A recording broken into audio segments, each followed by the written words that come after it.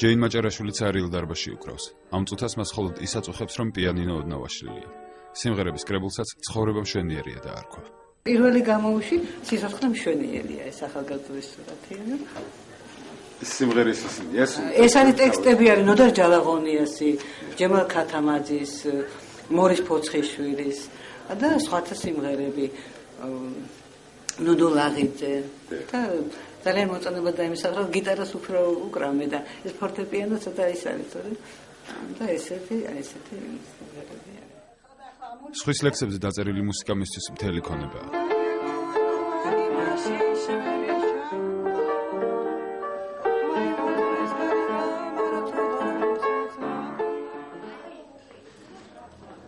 საქველმოქმედო ასოციაცია კათარზისში სწორედ ისეთი ხალხი იყრის თავს, ვისაც სულის გარდა აღარაფერი აბადია. მარტო თბილისში აქ უფასოდ ყოველდღიურად 400-მდე ადამიანი იკვებება. ცოტა ხანში ამ მოხუცებს შესაძლოა ესეც აღარ ქონდეთ. თბილისის საგადასახადო ინსპექციის შემოსვლის შემდეგ ასოციაციას დამატებით მიწის, ქონების, მოგების, გზებით სარგებლობის, დამატებით ღირებულების, საშემოსავლო და სოციალური გადასახადების გადახდა დაეკისრა. მთლიანად ახამ 105,000 ლარი შეადგინა. კათარზისის ქონებასაც და საბანკო ანგარიშებსაც ყადაღა დაედო. ასოციის ხელმძღვანელობამ გამოსავალი სასამართლოში სარჩელის შეტანაში დაინახა. ჩვენს თხოვნაზე მოხსნილი იყო ყადაღა, ვიდრე სასამართლო გაარკვევდა მტყუანსა და მართალს ფინანსთა სამინისტრომ უარი გითხრა. მათ განგვიმარტეს, რომ ასეთია წესი, რომ ამ ზომებს კანონი ითხოვს და შესაბამისი მუხლიც მიგვითითეს. გამოდის, რომ კანონს სჭირდება სრულყოფა თუ კი იგი არანაირად არ ითვალისწინებს სოციალური მუშაობის თავისებურებებს. თუ იგი ერთ ტაფაში ხარშავს კომერციულ გიგანტს და უფასო სასადილოს. დაყადაღებული და დაბეჭდილი ქველმოქმედება უამრავი მოხუცის კისერზე გადაწყდება. ეს მუშაობის შეწყვეტის იძულება. იმ სიტუაციაში, როცა სასამართლოს ჯერ არ დაუწყია საქმის განხილვა. რამდენად სამართლიანია ეს ჩვენთან მიმართებაში, ან რამდენად ჰუმანურია იმ ადამიანებთან მიმართებაში, ვისაც ეს ორგანიზაცია ემსახურება. თავად განსაჯეთ, სასამართლო დავა შესაძლოა სამივე ინსტანციის ჩათვლით 1 ან 2 წელს გაგრძელდეს. გაუძლებენ ხანდაზმულები 1 წლიან შიმშილს. სად იცხოვრებენ უსახლკარო ხანდაზმულები ღია ცის ქვეშ, ვინ იზრუნებს მათზე?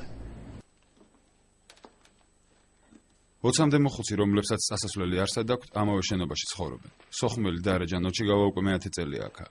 მას არავინ ხავს. ნათესავების გასახსენებლად მხოლოდ რამდენიმე ფოტო დარჩა, რომლებსაც ლოგინის გვერდზე ტუმბოში სათუთად ინახავს. ახლა 35 წლის იქნებოდა. მოიწასენ სამხაზებმა, წამოიყვანეს და აღჩეს. დედა იმას დააკდა, მამა იმას დააკდა, ეძმიშვილები ეჩი. ჩემი მე შვილი არ გამყარდა, გერი მყარდა, ის ცოცხალი ამგვარი არ ვიცი სად არის. არ ვიცი, მე აქ წამოვედი სოჩაში გაგზავნი. აქ მოვედი იმაში, აქ მიმიღნენ 9 წელიწადია მივლიან, წამსაცმელია, საჭმელია, ყველაფერს არ გვაძლევენ. რო გამიშვან, სად უნდა წავიდენ უთხარით. ამ ძმა ხო ხათო იცით, როგორ მწარია მოხუცებულობას აკრობას. დავქნათ.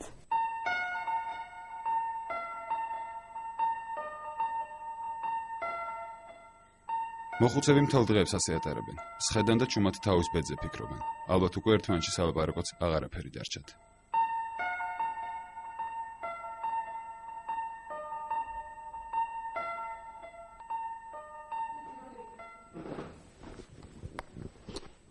ეთერიაძე 87 წლისა, სხვებისგან განსხვავებით მას სამახსოვრო ფოტოებიც აღარ შერჩა.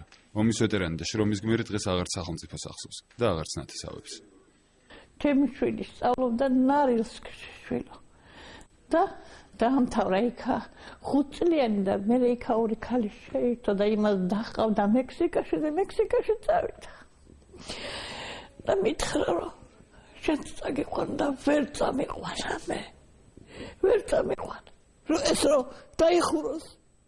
ეს რომ დაიხუროს ქუჩაში უნდა დავრჩე. ქუჩა უნდა ვიარო. და სადგურში ვათერო. მეტი გზა არა მაქვს. აი მთავრობას ვეხმარებით რომ როგორმე დაგვეხმაროს. დაგვეხმაროს ცოტა. ფეხზე დაგვაყენოს, შეგვარჩინოს აი ეს თავშესაფარი. თორე ქუჩაში ვართ დარჩენილები.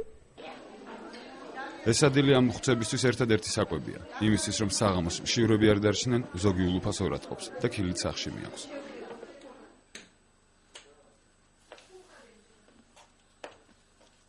ნინო ვათიაშვილის პატარა ოჯახის შემოსავალი იმდენად მიზერულია, რომ კომუნალურ გადასახადებსაც ძლივს აუდის.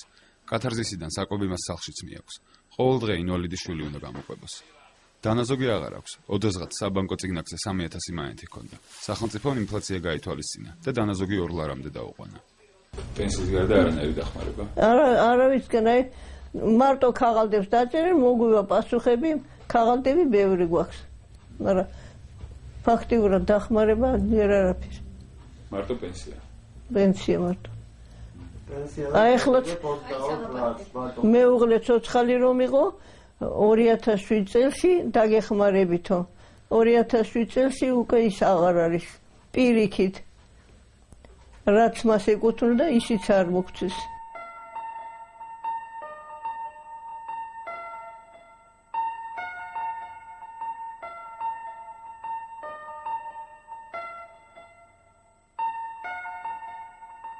სადილის გულისთვის აქ მოვდივარ შვილო ნამდვილად ეს ჩემთვის დიდი დახმარება მე და ჩემი ავადმყოფი ვაჟიშვილი მყავს დედა 45 წელს მეორე ჯგუფის ინვალიდი ძალიან დიდი კატასტროფის წინ დავდგებით აუცილებლად რომ დაიხურა მარიამ სიხარულიძე სპექტაკლს პირველი რიგიდან ადევნებს თვალს. სამანიშვილის დედინასველი კათარზისის თეატრალურმა დასმა ცოტა ხნის წინ დადგა. შემოქმედების მთავარი შემფასებლებიც მოხუცები არიან.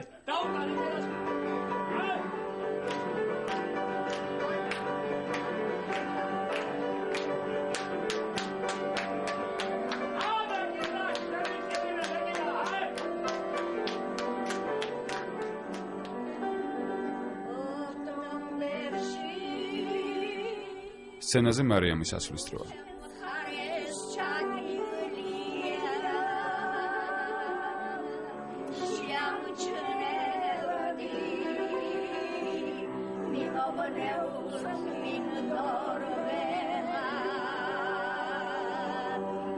არავინც ის კიდევ დაიდგმება თუ არა აქ სპექტაკლები. სათნოების სახლ კათარზისში ხალხის და სახელმწიფოს იმედი მაინც აქვთ.